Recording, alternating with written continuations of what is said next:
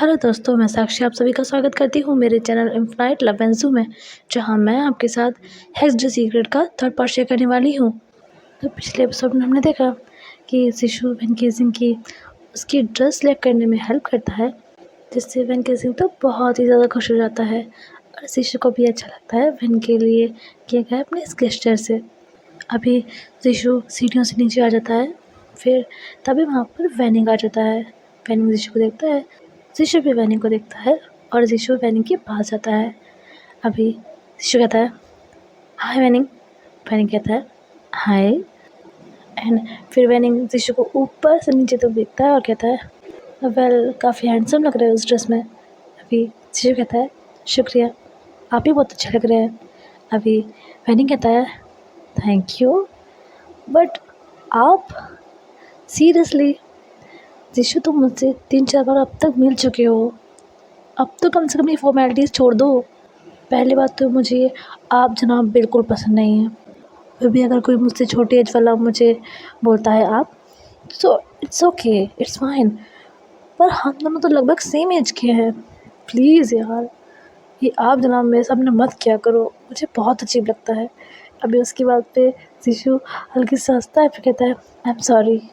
फिर वैन कहता है अब से नो आप जनाब, ओके। तो जिशु कहता है ठीक है।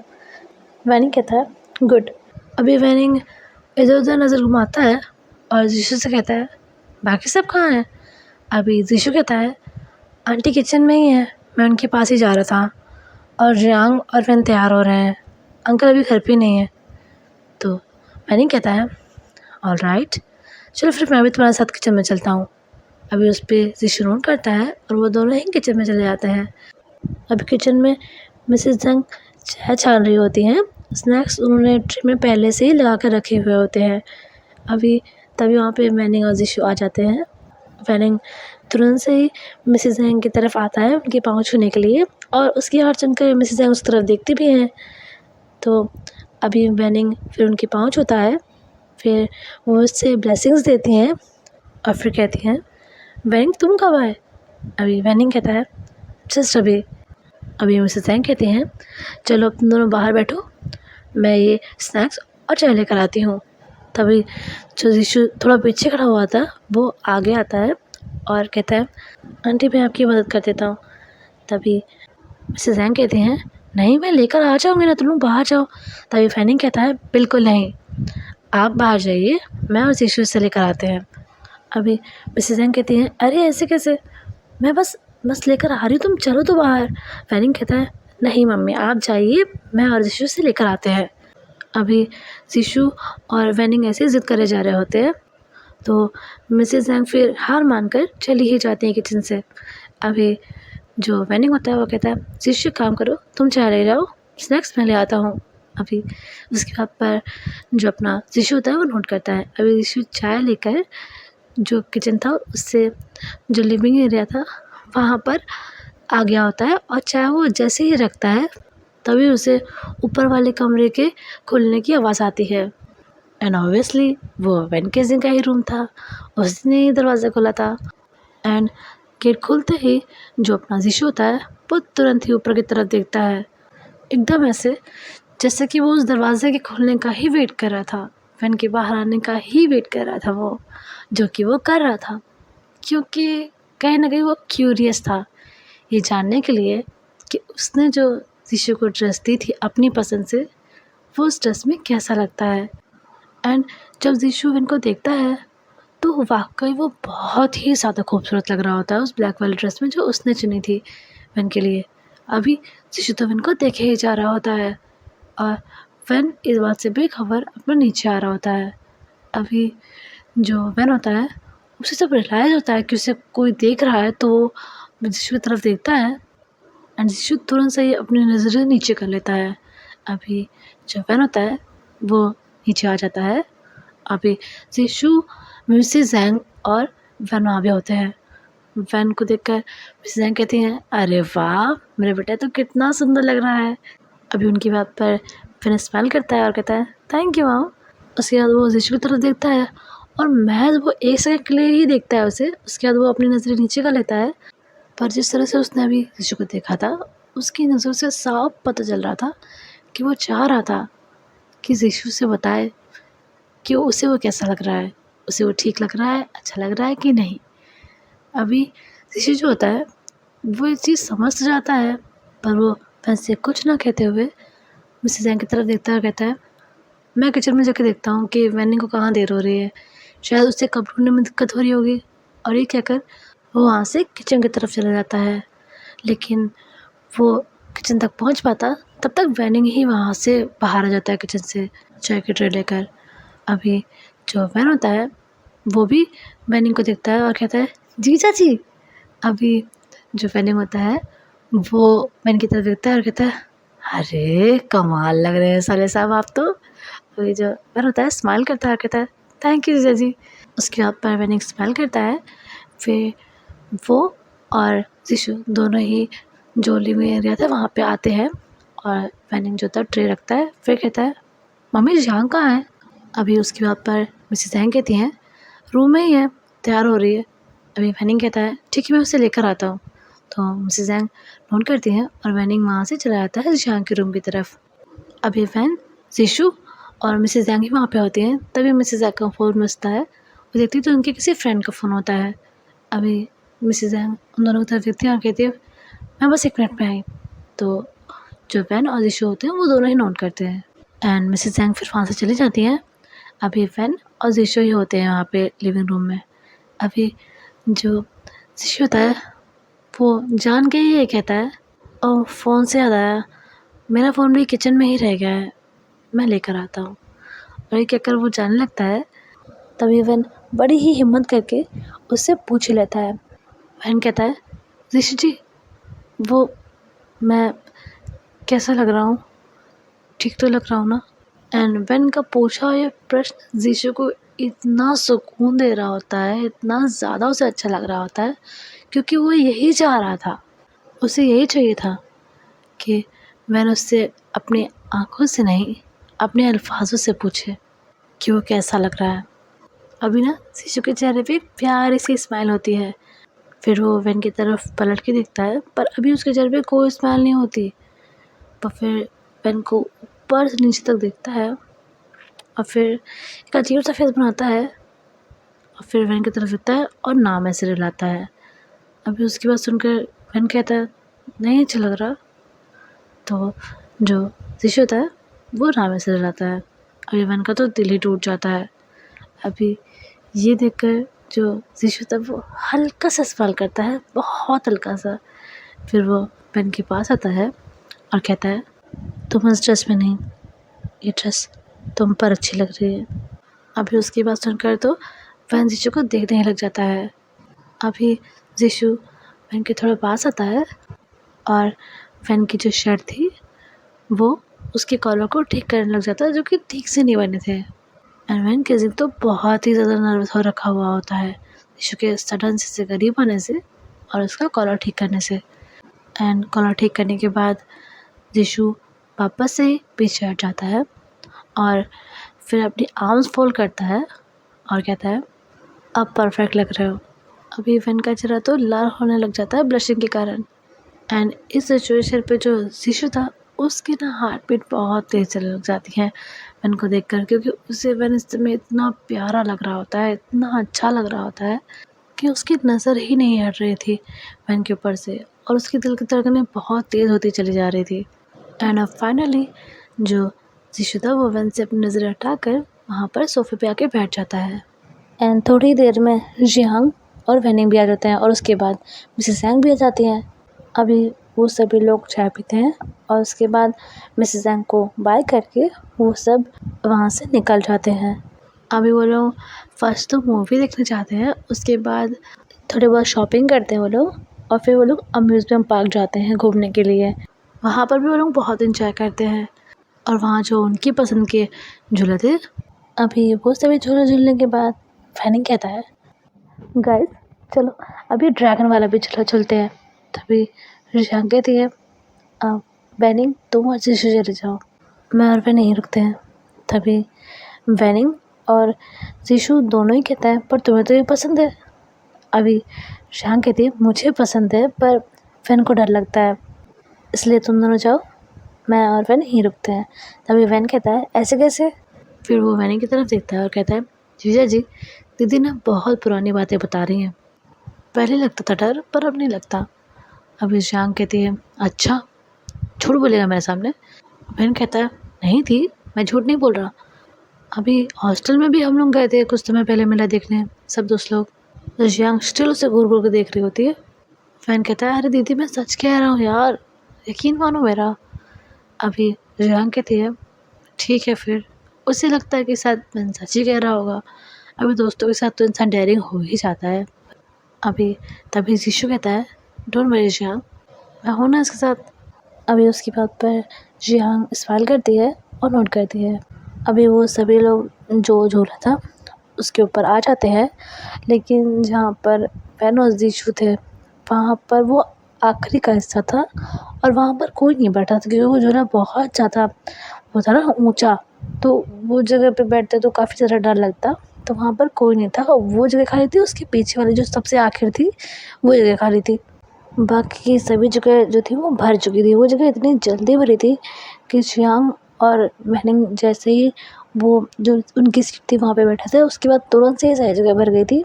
तो जीशु और वैन को जो सबसे लास्ट वाला सीट था उसके जो नीचे था वो वाला सीट मिला था उन्हें।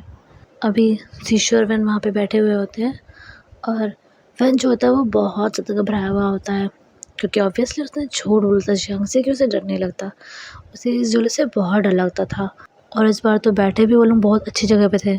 वैन को ना अभी बहुत ज़्यादा डर लग रहा होता है, पर वो अभी ना इतना दिखा नहीं रहा था अपने चेहरे पर, क्योंकि जीशु उसके साथ था। वो भी काम का परेशान हो जाता, लेकिन जीशु जी समझ रहा था कि वैन अभी बहुत डरा हुआ है। अभी जीशु कहता है एक बात पूछूं? अभी वैन उसकी तरफ देखता है और कहता है जी। अभी जीशु कहता है तुमने जियांग से झूठ बोला था ना कि तुम्हें डर नहीं लगता? अभी वैन कहता है नहीं तो, आपसे किसने कहा कि मुझे डर लग रहा है? अभी जीशु कुछ बोलता तो नहीं है, बस वैन को घूरने लग जाता है। अभी वैन उससे अपनी नज़र हटाता है और कहता है फाइन, पर मेरे पास और कोई चॉइस नहीं थी ना। अगर मैं झूठ नहीं बोलता तो वो जीजा जी के साथ इस झूले पे नहीं आती। अभी उसके बाद पर जीशु कहता है वेल यू आर राइट, और अगर मैं तुम्हारी जगह होता तो मैं भी यही करता। ये सुनकर वैन वापस से जीशु की तरफ देखता है। जीशु फिर उससे कहता है देखो डरने वाली कोई बात नहीं है, अगर तुम अपने ग्रिप को टाइट रखोगे तो तुम गिरोगे नहीं, ठीक है? Don't worry. अभी उसके बाद पर वैन नॉट करता है। वैन फिर कहता है लेकिन बाई चांस अगर मैं गिर गया तो? अभी उसकी बात सुनकर जीशु हल्के से स्माइल करता है, बहुत हल्की वाली स्माइल, और कहता है अगर तुम यहाँ से बाई चांस गिर भी गए तो मैं भी कूद जाऊँगा। अभी जो वैन होता है वो तो उसे हैरानी से देखने लग जाता है। वो कहता है ऐसा थोड़ी होता है। तो जीशु कहता है बिल्कुल होता है। अब देखो तुम्हें मैं यहाँ पर अपनी जिम्मेदारी पर लेकर आया हूँ, अगर बाई चांस तुम्हें कुछ हो जाता है तो जिम्मेदारी किसकी हुई? मेरी। अब जियांग और वैनिंग का दोषी होने से तो अच्छा है कि तुम्हारे साथ मैं भी कूद जाऊँ, है ना? अभी उसकी बात सुनकर वैन हंसने लग जाता है और जीशु तो वैन को देखे ही जा रहा होता है। अभी जो झूले की स्पीड होती है वो धीमे से तेज़ होने लग जाती है। तो जीशु वैन से कहता है वैन स्पीड तेज़ हो रही है, अपनी ग्रिप को टाइट ही रखना, ओके? उसकी बात पर वैन नोट करता है और अपनी ग्रिप को बहुत अच्छे से टाइट कर लेता है, और जीशु भी वैसे ही करता है। अभी जीशु फिर वैन से कहता है लो, अगर बहुत डर लगे ना तो चिल्लाना शुरू कर देना, यहाँ पर बाकी सब भी बहुत चिल्लाएंगे तो तुम भी चिल्लाने लग जाना अगर तुम्हें डर लगे, ओके? इससे ना डर कम हो जाता है। एंड वो लाइन तो सुनी ही होगी, डर के आगे जीत है। सो अभी उस लाइन को अपने पे अप्लाई करो और अपने डर को ना थोड़ा साइड रखो और एंजॉय करो, ओके? अभी वैन वापस से नोट करता है एंड अभी स्पीड और भी ज़्यादा तेज़ होने लग जाती है। तो जैसा कि ऋषि ने कहा था वैन अभी चिल्लाने लग जाता है, जिससे कि उसे डर तो कम लगता ही है बल्कि मज़ा भी बहुत आ रहा होता है, क्योंकि अब उसका डर गायब हो रहा होता है और बाकी सारे लोग भी वहाँ पे से चिल्ला रहे होते हैं। अभी जियांग एक बार पलट के पीछे की तरफ देखती है वेन और जियो को, तो देखती है कि वेन तो बहुत ही ज़्यादा एंजॉय कर रहा है और ये देखकर वो स्माइल करती है। अभी जो शिशु होता है वो देखता है कि वेन अभी काफ़ी ज़्यादा कंफर्टेबल हो गया है और काफ़ी ज़्यादा एंजॉय कर रहा है। शिशु फिर वेन से कहता है वेन, वेन उसकी तरफ देखता है और कहता है जी। अभी शिशु कहता है फीलिंग बेटर। उसके बाद पर वेन हमें से हिलाता है और कहता है थैंक यू। फिर शिशु कुछ नहीं बोलता है, बस नोट करता है। एंड अब यहाँ से हमारा सीन शिफ्ट होता है, हमें 4 दिन बाद का सीन दिखाया जाता है। हमें वैन किसी को दिखाया जाता है जो कि अपने बेडरूम में सो रहा होता है। अभी जो वैन होता है उसकी नींद अचानक से खुलती है। वो अपनी आँखें खोलता है तो वो एकदम ही शॉक्ड हो जाता है।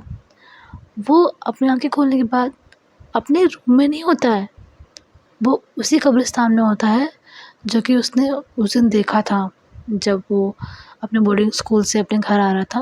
वो उसी कब्रिस्तान में होता है। एंड ऑब्वियसली ये रात का ही टाइम था तो वो जगह और भी ज़्यादा भयानक लग रही होती है। अभी जो वैन होता है वो एकदम से उठ के खड़ा हो जाता है और अपने आसपास की सराउंडिंग्स को देखने लग जाता है। तभी उससे कुछ विस्पर की तरह आवाज़ आती है, लाइक जैसे कोई फुसफुसाहट की आवाज़ नहीं होती है, वैसे आवाज़ आ रही होती है। अभी वैन इधर-उधर देखता है कि ये आवाज़ आ कहाँ से रही है। And at this moment Van गेजिंग बहुत बुरी तरह से डर गया हुआ होता है। वो बहुत ज़्यादा घबरा रहा होता है। फिर उसे रियलाइज़ होता है कि वो जहाँ पे खड़ा है उसके सामने से कहीं से विस्पर की आवाज़ आ रही है, तो वो उधर बढ़ने लग जाता है और अब आवाज़ तेज़ होने लगती है क्योंकि वो उसी तरफ बढ़ रहा होता है। बढ़ते-बढ़ते वो एक कब्र के पास आके रुकता है। अब वो बहुत ज़्यादा घबरा जाता है ये देखकर कि कब्र के अंदर से कैसे आवाज़ आ सकती है खुशबुसाहट की। अभी तभी उसका ध्यान कब्र के उस साइड बनी दीवार पर जाता है और उसके तो होश ही उड़ जाते हैं। ये वही दीवार थी जिससे उस दिन वैन गेजिंग वहाँ पर कब्र के पास बैठे एक आदमी को देख रहा होता है और फिर वो उस कब्र को देखता है जिससे वो समझ जाता है कि ये वही कब्र है जहाँ पर वो आदमी बैठ के रो रहा होता है। और वो बहुत ज़्यादा घबरा जाता है। अभी लेकिन वो विस्पर ना अब तेज़ होने लग जाती है। एंड जैसा कि मैं हमेशा कहती हूँ, इंसान इतना बेवकूफ़ होता है कि जहाँ खतरा होता है वो वहीं जाता है ऐसी सिचुएशन में। तो वैन गेजिंग भी उस कब्र के पास बढ़ने लग जाता है और जैसे ही वो उस कब्र के पास आके खड़ा होता है, लाइक लास्ट कदम उस कब्र के पास रखता है, वो आवाज़ जो है ना बंद हो जाती है। अभी वैन गेजिंग तो उस कब्र की तरफ देख रहा होता है हैरानी से। फिर अब उसे आवाज़ नहीं आ रही होती है तो वो जो कब्र थी उसकी तरफ झुकता है और अपने कान लगाकर उस कब्र के अंदर की आवाज़ को सुनने की कोशिश करता है जो कि उसे नहीं आ रही होती है। अभी वो थोड़ा और करीब जाकर कब्र से आवाज़ सुनने की कोशिश करता है। तभी कब्र से 2 हाथ निकलते हैं और वैन का फेस पकड़ के उसे कब्र की तरफ खींचने लग जाते हैं, लाइक कब्र के अंदर खींचने लग जाते हैं। और तभी हमारे वैन की आँख खुल जाती है और ऑब्वियसली ये उसका सपना था। अभी उसके चेहरे से, उसकी बॉडी से बहुत पसीना निकल रहा होता है, उसका पूरा शरीर पसीना-पसीना हो गया होता है, उसकी ब्रीथिंग बहुत तेज़ चल रही होती है। अभी वैन तो बहुत ज़्यादा घबराया हुआ होता है। वो फिर अपने सर पे हाथ रखता है और कहता है फिर वही ख्वाब, फिर वही ख्वाब, यही एक ख्वाब है बाबा, क्यों देख रहा हूँ? क्या हो रहा है मेरे साथ? अभी मैं एक चीज़ बता दूँ, वैन गेजिंग को ना जिस दिन से वो अम्यूज़मेंट पार्क से आया था, उसी रात से ये ख्वाब बार-बार आ रहा था। हर रोज़ उसे ये ख्वाब आता। जब भी वो रात में सोता, एक बार तो ऐसा होता है कि उसे ये ख्वाब आए और उसे बहुत ज़्यादा घबराहट भी होने लगी थी। ऐसा लगने लगा था कि जैसे कि उसके साथ कुछ बुरा होने वाला है, कुछ बहुत ज़्यादा बुरा होने वाला है। और उसने ये बात किसी को भी नहीं बताई थी घर पे। वो सबके साथ नॉर्मल ही रहता था, पर ये तो वही जानता था कि उसे इस समय कैसा फ़ील होता है। अभी वो तुरंत से ही अपने बेड से उठता है, अलमारी से अपने कपड़े निकालता है और नहाने चला जाता है। अभी नहा कर आने के बाद वो अपने बाल-वाल सेट करता है और फिर अपना फ़ोन लेता है और घर से बाहर चला जाता है। अभी सुबह का टाइम था तो कोई उठा भी नहीं था उसके घर पे। अभी वो वहाँ से निकलता है और सीधा मंदिर जाता है ताकि उसका मन थोड़ा शांत हो सके। अभी वो मंदिर पहुँचता है तो वहाँ पे आरती हो रही होती है। अभी वो मंदिर के पास अपने जूते उतारता है और वहाँ की चौखट के पाँव छूता है और फिर अंदर आ जाता है। अभी वहाँ पर आरती में कई सारे लोग होते हैं सुबह, तो वो भी वहाँ पे खड़ा हुआ होता है और आरती जब वो सुन रहा होता है तो उसे काफ़ी अच्छा लग रहा होता है, उसका मन शांत हो रहा होता है। जैसा कि भी व्यथित था, तो अब उसे अच्छा लग रहा होता है पहले से। अभी वो मंदिर काली माँ का मंदिर था, वहाँ पर वो उनकी मूर्ति को देखता है, फिर अपनी आँखें बंद करता है और मन में ही कहता है, हे देवी माँ, मुझे नहीं पता कि मेरे साथ ये सब क्यों हो रहा है, मेरा मन इतना बेचैन क्यों है, मुझे एक ही सपना बार बार क्यों आ रहा है, पर अगर मुझ पर कोई संकट आने वाला है तो उन्हें इतनी क्षमता देना कि वो स्ट्रांग बन सके, और यदि मेरे प्राण जाने वाले हैं तो भी उन्हें इतनी शक्ति देना कि वो मेरे गम से उभर पाए। मुझे नहीं पता कि मैं क्या बोल रहा हूँ, पर पता नहीं आजकल मुझे बहुत ज़्यादा हेल्पलेस फील होता है। ऐसा लगता है कि जैसे मैं अपनी फैमिली से, यीशु जी से बहुत दूर जाने वाला हूँ। और अगर ऐसा है तो प्लीज़ मेरे क्लोज वंस की रक्षा कीजिएगा। अभी ये कहकर वो अपनी आँखें खोलता है, देवी माँ की तरफ देखता है और स्माइल करता है। अभी वहाँ पर पुजारी जी सबको आरती देते हैं, वैन भी आरती लेता है। फिर पुजारी जी जो वैन के बगल में लड़का खड़ा था उसे आरती देते हैं।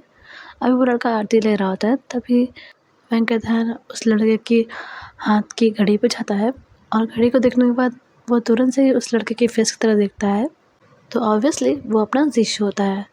अभी यीशु आरती ले लेता है, फिर वो वैन की तरफ देखता है और कहता है, गुड मॉर्निंग। अभी जो वैन होता है वो भी कहता है, गुड मॉर्निंग।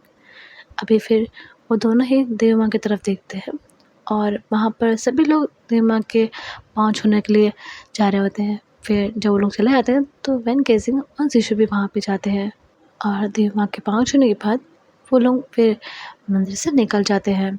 अभी वो दोनों रोड पे चल रहे होते हैं, तभी वैन कहता है, यीशु जी आप रोज़ मंदिर आते हैं?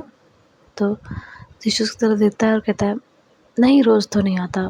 फिर वैन नोट करता है उसकी बात पे और वापस से खामोश हो जाता है।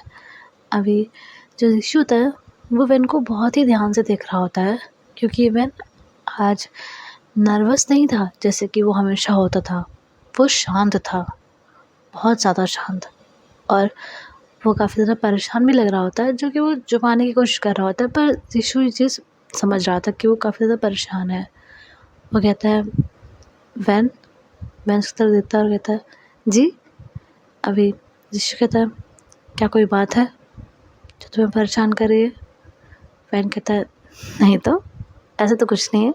अभी जो यीशु होता है वो वैन के थोड़ा सा पास आता है 2 कदम और उसके शोल्डर्स को पकड़ता है और कहता है, वैन मैं जानता हूँ कि तुम मुझसे झूठ बोल रहे हो और मैं ये भी जानता हूँ कि हम क्लोज़ नहीं हैं, तो मुझे अपनी प्रॉब्लम्स नहीं बताओगे, बट फिर भी जो भी प्रॉब्लम है तो मुझे बता सकते हो।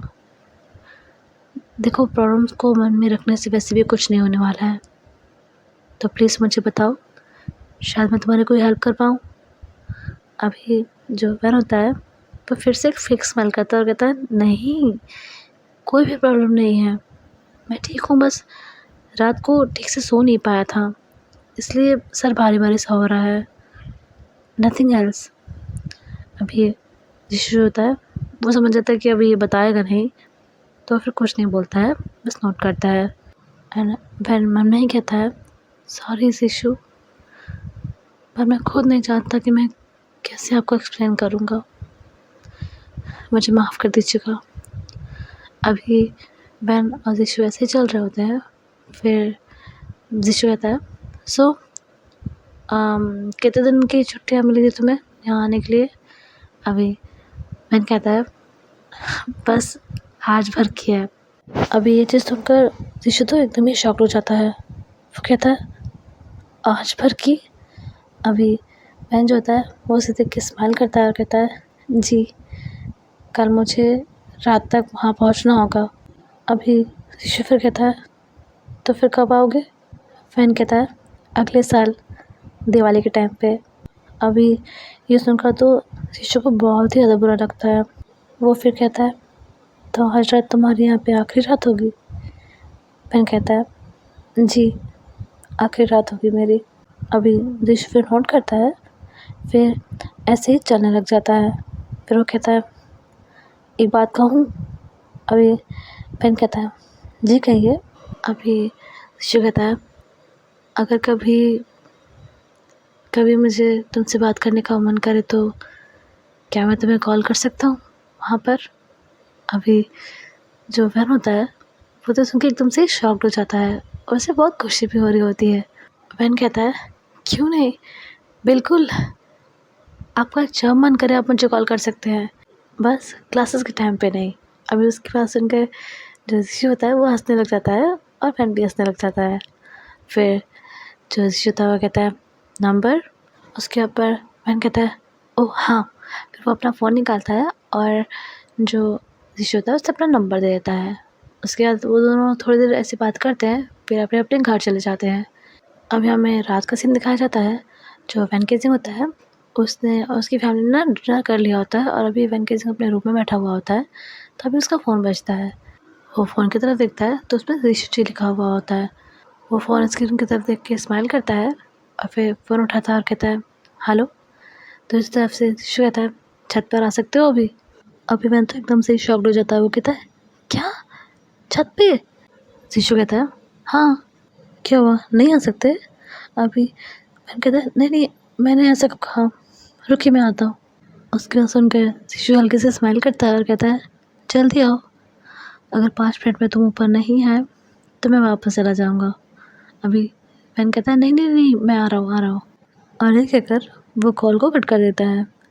अभी वो फिर अपने रूम से बाहर निकलता है, आसपास देख रहा होता है और छत पे जाने के लिए वो अपना पहला कदम रखा ही होता है सीढ़ी पे। तभी गुरजा कहती है, कहाँ जा रहे हो? अभी जो वैन होता है वो कहता है, छत पे। अभी जान कहती है, छत पे क्यों? अभी वैन कहता है, दीदी कैसी बातें कर रही हैं आप, छत पे लोग क्यों जाते हैं, टहलने के लिए ना, टहलने जा रहा हूँ।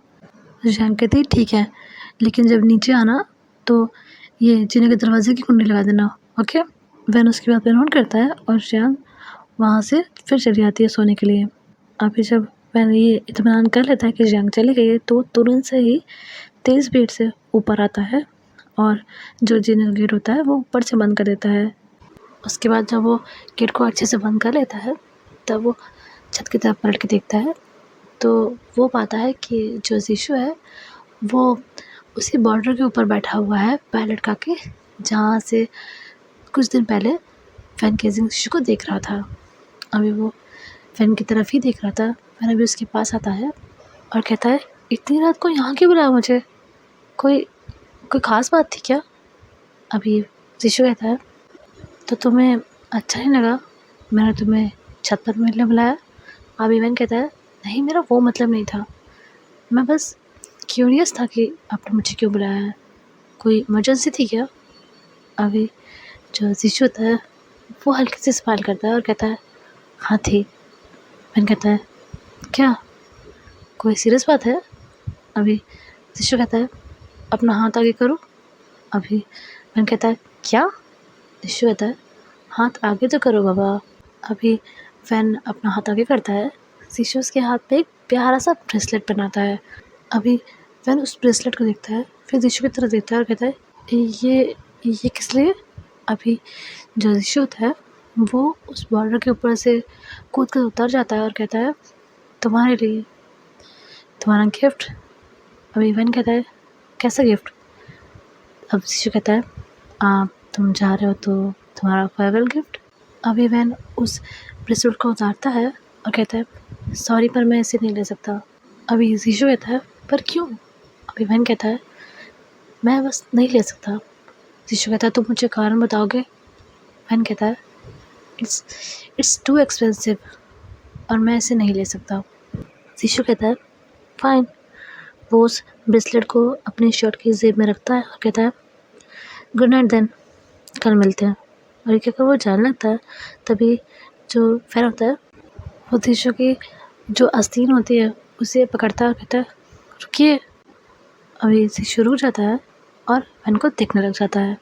अभी फैन कहता है, अपना राज मत होइए, आई एम सॉरी बट मैं इतना एक्सपेंसिव गिफ्ट नहीं ले सकता हूँ।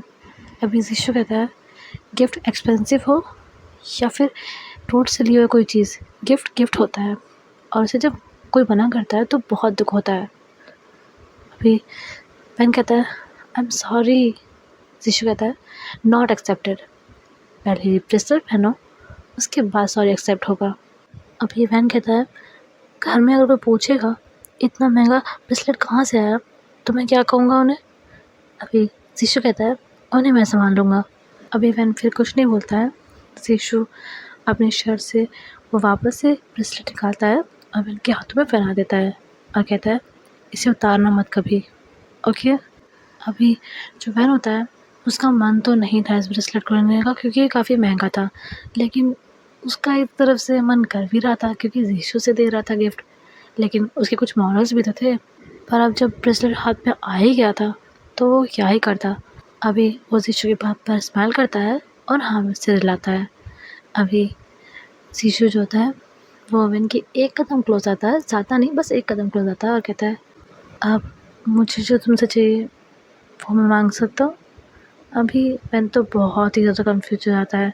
वो कहता है आपको मुझसे क्या चाहिए। अभी जीशु कहता है तुम्हारा वक्त। अभी वैन तो एकदम ही कंफ्यूज हो जाता है। वो कहता है जी। अभी जीशु कहता है मुझे तुम्हारा वक्त चाहिए, तुम्हारे 60 मिनट दे सकते हो।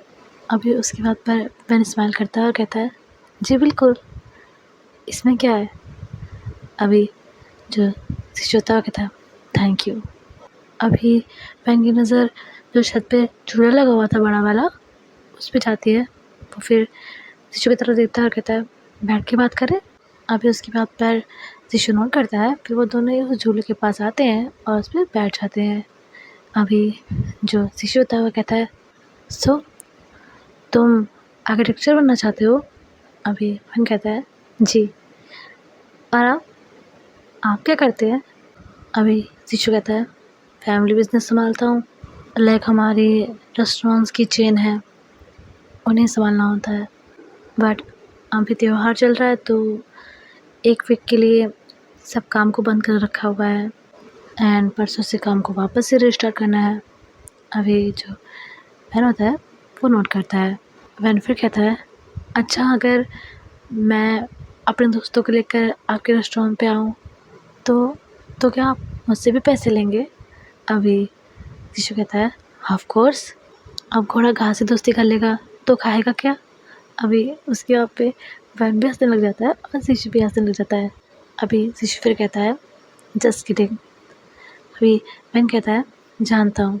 अभी वो दोनों ऐसी बातें कर रहे होते हैं और जैसे जैसे समय बीत रहा होता है वैन और जीशु दोनों का ही दिल भारी हो रहा होता है और दोनों का ही मन नहीं कर रहा होता है यहाँ से जाने का, लेकिन टाइम किसी के लिए रुकता नहीं है। अभी जो वैन होता है वो अपने फ़ोन की तरफ देखता है तो अभी टाइम ज़्यादा हो गया होता है, मतलब 1 घंटे से ज़्यादा ही टाइम हो गया होता है।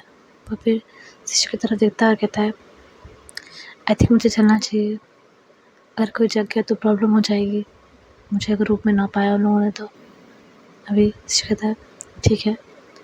अभी वैन झूले से उतरता है और नीचे की तरफ जाने लग जाता है, मतलब जो गेट था वहाँ की तरफ जा रहा होता है और उसका दिल बहुत भारी हो रहा होता है और सेम सिचुएशन जीशु के साथ भी हो रही होती है। अभी जीशु कहता है वैन। अभी वैन उसकी तरफ देखता है और उसकी आंखों में आंसू तो भरे ही होते हैं वैन के। अभी जीशु जो होता है वो अपने आर्म्स को ओपन करता है और उसे हग के लिए बुलाता है। अभी मैंने देख के स्माइल करता है और धीरे धीरे वो जीशु के पास जाता है और उसे हग कर लेता है। जीशु भी उसे हग कर लेता है और वैन को इस समय इतना रोना आ रहा होता है, इतना ज़्यादा रोना आ रहा होता है। वो एक तो पहले से ही परेशान था अपने आप को लेकर और अभी जब वो जीशु के साथ इतना अच्छा समय बिता रहा था तो वो नहीं चाहता था कि ये सब कभी ख़त्म हो। अभी जो वैन होता है वो जीशु से अलग होता है। अभी जीशु देखता है कि वैन रो रहा है तो उसके आँसू साफ़ करता है और कहता है तुम रो क्यों रहे हो, हम बात करेंगे ना वहाँ पे। अभी जो वैन होता है वो हाँ पे सिर हिलाता है। वैन फिर कहता है मुझे मुझे जाना चाहिए। ये कहकर वो तुरंत से ही तेज़ कदमों से वहाँ से जाने लगता है। और जाने से पहले वो एक बार शिशु की तरफ देखता है और कहता है good night and thank you शिशु जी। और ये कहकर वो वहाँ से चला जाता है। अभी उसके जाने के बाद जो शिशु होता है वो तो बस उस तरफ देखे ही जा रहा होता है और अभी उसकी आंखों में भी आंसू आ जाते हैं जिन्हें वो उतना टाइम से रुकने की कोशिश कर रहा था। शिशु भी मन में ही कहता है बैन का समझ में आता है कि उसे यहाँ से इस फैमिली से मुझसे दूर जाना अच्छा नहीं लग रहा। वो दुखी है लेकिन मुझे इतना दुख क्यों हो रहा है, क्यों हमें मिले हुए एक वीक हुआ है और इतनी तकलीफ़ हो रही मुझे उसके जाने से, क्यों। अब वो वापस से ही उस गेट की तरफ देखता है जहाँ से बन गया था और कुछ देर तक वहाँ पे बैठकर वो उस गेट को ही देखता रहता है। पर उसे इस बात का कोई अंदाज़ा नहीं था कि शायद उसने आखिरी बार वैन केसिंग को देखा है आज। एंड फिलहाल के लिए यहाँ से हमारा सीन शिफ्ट होता है, हमें नेक्स्ट डे का सीन दिखाया जाता है। अभी हमें वैन केसिंग को दिखाया जाता है जो कि अपने रूम में बैठा हुआ होता है और कोई किताब पढ़ रहा होता है। अभी ना वो घर पे बिल्कुल अकेला होता है। मिस्टर जैन अपने काम पर गए होते हैं और मिसेस जैन और जियांग सुपर मार्केट गई होती है घर को संभाल लेने के लिए। वो वैन से भी कही थी कि साथ चले पर वैन का मन नहीं था तो वैन घर पे अकेला ही था और जो भाई था वो उनके साथ ही गया हुआ था। सो बेसिकली इस समय वैन केसिंग घर पे अकेला था।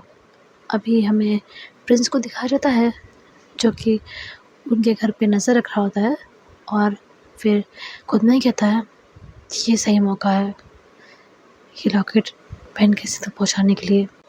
अभी इसके बाद वो वैन के घर की तरफ आता है। उसने टोटल ब्लैक कलर का अटायर कर रखा हुआ था, ब्लैक कलर की हुडी पहनी हुई थी उसने और ब्लैक कलर का ही पूरा ड्रेस था, हाथों में ग्लव्स पहने हुए थे और जो फेस था उसमें भी वो जो कोविड वाला मास्क होता है ना उतना ही मास्क एक लगाया रखा हुआ था और आँखों में चश्मे पहने हुए थे। लाइक वो ब्लैक वाले नहीं, जो नॉर्मल से ही चश्मे होते हैं वो चश्मे पहने हुए थे, लेकिन इतने में भी उसे पहचाना नामुमकिन था। और सर्दी तो यहाँ थी ही तो कोई उसके ऐसे गेटअप पर भी संदेह नहीं किया था और उसके पास एक बड़ा सा बैग भी था तो आसपास वालों को लग रहा था कि वो कोई कुरियर बॉय है। अभी जो प्रिंस होता है वो बाहर का जो गेट था उसे खोलकर अंदर आ जाता है, वो बंद नहीं था और अंदर आकर जो दरवाज़ा था वो तो बंद ही था। अभी वो उस दरवाजे को ध्यान से देखता है, फिर अपने बैग से वो बॉक्स निकालता है जिसमें वो लॉकेट था। पर अब ना उसकी हिम्मत नहीं हो रही थी ये लॉकेट वहाँ रखने की। उसे बहुत ही ज़्यादा गिल्ट फील हो रहा था कि वो क्या कर रहा है। लेकिन तभी उसे उसके भाई की आवाज़ सुनाई देती है जो कि कह रहा होता है कि उसे साथ रहना है उसके, वो उसके साथ रहना चाहता है, वो बहुत सॉरी है अपनी गलती के लिए, प्रिंस उसे माफ़ कर दे। अभी ये सब चीज़ें सोचते हुए वो फिर वहाँ पर उस चीज़ को रख देता है, लाइक उस बॉक्स को रख देता है और फिर उस बॉक्स को ध्यान से देखने लग जाता है। अभी उसे बिल्कुल भी अच्छा नहीं लग रहा होता है पर अब उसके पास कोई चॉइस नहीं थी, उसे उसका भाई चाहिए था किसी भी कीमत पे। तो फिर अपने आप को संभालता है और जो डोरबेल होती है उसे बजाता है और वहाँ से चला जाता है। अभी डोरबेल की आवाज़ वैन केसिंग सुनता है तो उसे लगता है कि जियांग और उसकी मॉम आ गई हैं। वो अपने कमरे से नीचे आता है और जो मेन डोर था उसे वो खोल देता है, लाइक घर वाला मेन डोर उसे वो खोल देता है और खोलने के बाद ही वो उस बॉक्स को वहाँ देखता है। फिर आसपास इधर-उधर नज़र घुमाता है और मन में कहता है ये किसने रखा है यहाँ पे, कुरियर वाले भैया तो दिख नहीं रहे, शायद जल्दी में होंगे।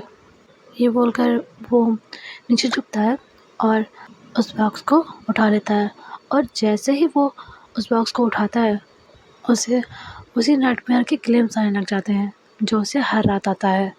अभी वैन केसिंग तो एकदम ही घबरा जाता है। वो फिर जब अपने सेंस में आता है तो अपने आसपास को देखता है ध्यान से और फिर अंदर जाता है दरवाज़ा बंद करके। अभी वो रूम में आता है उस बॉक्स को लेकर और फिर वो उसे अनरैप करने लग जाता है। अभी जैसे ही वो उस बॉक्स को अनरैप करने के लिए एक बार उसकी खोलता है। वैसे ही जो शिशु होता है, जो कि अभी अपने घर पे अपने रूम में लैपटॉप पे काम कर रहा होता है, उसे अचानक से ही बेचैनी शुरू हो जाती है। उसे बहुत घबराहट होने लग जाती है। वो मन में ही कहता है, ये अचानक से मुझे ऐसा फ़ील क्यों हो रहा है, जैसे कुछ बुरा होने वाला है। अभी जैसे-जैसे वैन गेजिंग उस बॉक्स को अनरैप कर रहा होता है, शिशु की बेचैनी बढ़ती जा रही होती है। अभी शिशु जो होता है, वो अपने बेड से उठता है, तुरंत ही नीचे आता है, तो देखता है कि उसके पापा बैठकर टीवी देख रहे हैं। वो यही देखने आया था कि उसकी डैड ठीक है। अभी वो देखता है कि उसकी डैड ठीक है, तो वो तुरंत से फिर श्रेया को कॉल करता है और उससे पूछता है कि वो ठीक है? तो वो बताती है कि हाँ, वो ठीक है और वो मिसेज़ जैंग के साथ, मतलब अपनी मॉम के साथ यहाँ सुपर मार्केट आई है। अभी तो जीशु पूछता है कि क्या वैन उसके साथ है? तो वो बताती है कि वैन उसके साथ नहीं है, वो घर पर है। तो जीशु ये भी पूछता है कि घर पे कौन-कौन है? तो वो बताती है कि वैन अकेला ही है वहाँ पे। अभी जैंग उससे ये पूछती भी है कि वो ऐसा क्यों पूछ रहा है? पर जीशु बिना कोई जवाब दिए फ़ोन कट कर देता है। अभी वो तुरंत से ही जो वैन था उसके घर के लिए निकलता है। अभी हमें वैन को दिखाया जाता है, जिसने पूरा ही वो बॉक्स अनरैप कर लिया होता है। वो अभी उसको खोलता है, तो उसमें वही लॉकेट निकलता है। अभी जीशु उस लॉकेट को बहुत ध्यान से देखता है और वो काफ़ी सुंदर लग रहा होता है उसे। अभी उसे देखकर वैन कहता है, ब्यूटीफुल, सो ब्यूटीफुल। फिर वो मन में कहता है, हे भगवान, मैं भी कितना बड़ा पागल हूँ, इसको खोल भी लिया और चेक तक नहीं किया कि ये है किसके लिए। कहीं दीदी, पापा या मम्मी में से किसी का हुआ तो मैं तो सॉलिड मर जाऊँगा। अभी वो फिर जिस रैपर में वो आया था उसे देखता है, तो उसमें लिखा होता है कि, मतलब ऐसा लिखा था कि पेन केसिंग के लिए तोहफ़ा है उसके बिलव्ड फ्रेंड फ़ाई की तरफ से। एंड फ़ाई उसका वही हॉस्टल वाला दोस्त है जिसके कारण वो पिछली बार आया नहीं था दिवाली पे। और उसके बारे में प्रिंस ने सोशल मीडिया में वेन को स्टॉक करके पता लगाया था कि उसका कोई ऐसा दोस्त है और उसी के नाम पर उसने ये गिफ्ट भेज दिया था। हालांकि ये काफ़ी रिस्की काम था, क्योंकि वैन केजिंग फ़ाई से फ़ोन करके पूछ भी सकता था, पर प्रिंस की किस्मत इस समय इतनी अच्छी थी कि जो फ़ाई था उसने ऐसा चीज़ कही भी थी वैन केजिंग से कि वो जब वहाँ पे जाएगा तो वो उसे दिवाली पे कोई गिफ्ट भेजेगा। So back to the story. जो अपना वैन केजिंग होता है, वो उस लॉकेट को देख के स्माइल करता है और कहता है, थैंक यू सो मच भाई। और इसी मोमेंट तक जो अपना इशू होता है वो वैन केजिंग के गेट पर आ जाता है, लेकिन जब तक वो बेल बजाता तब तक वैन केजिंग उस लॉकेट को पहन लेता है।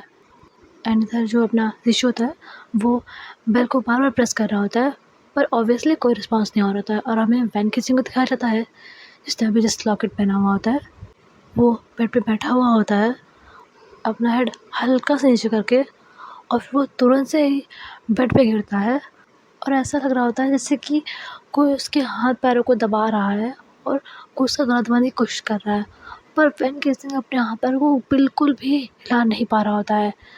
और दूसरी तरफ जो अपना शिशु होता है वो बेल बजाया जा रहा होता है, पर कोई रिप्लाई नहीं आ रहा होता है। अभी वो बहुत घबरा जाता है, वो तुरंत फिर अपने घर वापस आता है और तुरंत ही जो अपने घर की सीढ़ियाँ होती हैं उनसे वो चढ़ता है, अपनी छत पे आता है और वहाँ से फांदता है जो बॉर्डर था उसे, और फांद के जो उसके घर का छत का जीना था, जो वैन केजिंग का जीना था छत का, वहाँ पर उस दरवाज़े के पास आता है, पर वो दरवाज़ा भी लॉक होता है।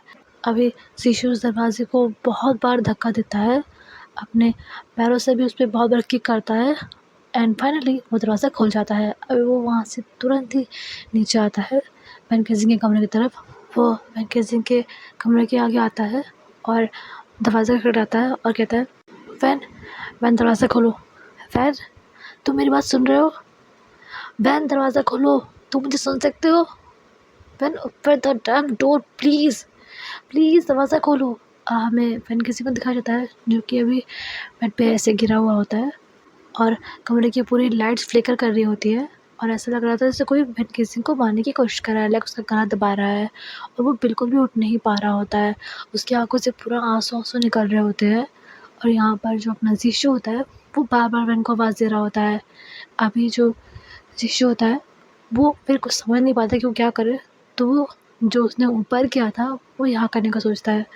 वो जो कमरा होता है उसे थोड़ा दूर हटता है और फिर उसे किक करता है, लेकिन वो नहीं खुलता। अब वो दोबारा भी ऐसा करता है तो भी वो नहीं खुलता। तो वो सोचता है कि गेट किक से नहीं खुल रहा है, तो फुल स्ट्रेंथ लगाकर उसे पुश करने से शायद वो खुल जाए। तो वो ऐसे ही करने का सोचता है और वो पुश करता भी है, लेकिन उतने में ही जो दरवाज़ा होता है वो अंदर से खुल जाता है और टिश्यू डिस्बैलेंस होकर गिरने ही वाला होता है। तभी 2 हैंड्स उसे संभाल लेते हैं। अभी टिश्यू उन हाथों की तरफ देखता है, फिर ऊपर की तरफ देखता है, तो वहाँ पर वैन हेल्सिंग होता है। अभी टिश्यू वैन को देखता है, फिर वो उसके गालों को टच करता है और कहता है, तुम ठीक हो ना? हाँ, बताओ, ठीक हो ना तुम? अभी वैन हेल्सिंग उसे देख के कुछ नहीं बोल रहा होता है। अभी टिश्यू फिर कहता है, और ये दरवाज़ा क्यों बंद करके रखा है तुमने? पता है मैंने कितनी आवाज़ें दी तुम्हें? मैं कितना डर गया था।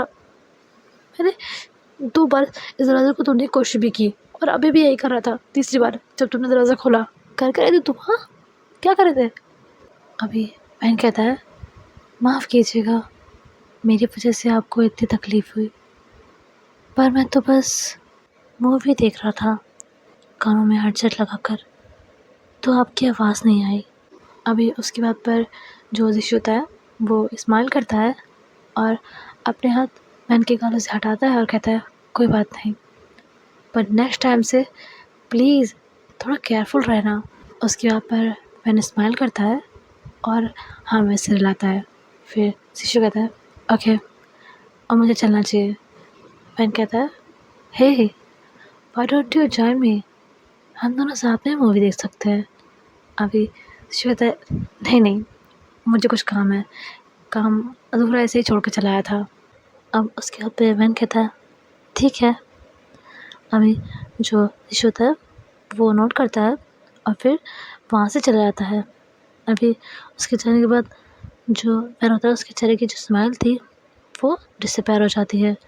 वो फिर अपने गले में पड़े हुए लॉकेट की तरफ देखता है और उसके चेहरे पर एक ईविल स्माइल आ जाती है। वो फिर वैन हेल्सिंग के रूम की तरफ देखता है और उसके अंदर आ जाता है और दरवाजे को बंद कर देता है। एंड फिलहाल के लिए इतना ही गाइस, मैं मिलती हूँ आपको नेक्स्ट चैप्टर में। तब तक के लिए वीडियो पसंद आया हो तो लाइक कर दीजिएगा, चैनल पर नहीं तो सब्सक्राइब कर दीजिएगा, वीडियो को शेयर कर दीजिएगा एंड कमेंट में जय वैसे तो प्लीज़ लिख ही दीजिएगा गाइस। एंड अभी मैं साक्षी आप सभी से विदा लेती हूँ, मिलती हूँ मेरी किसी भी FF के नेक्स्ट चैप्टर में। तब तक के लिए बाय बाय, जय वंजू, please take care of yourselves guys, love you.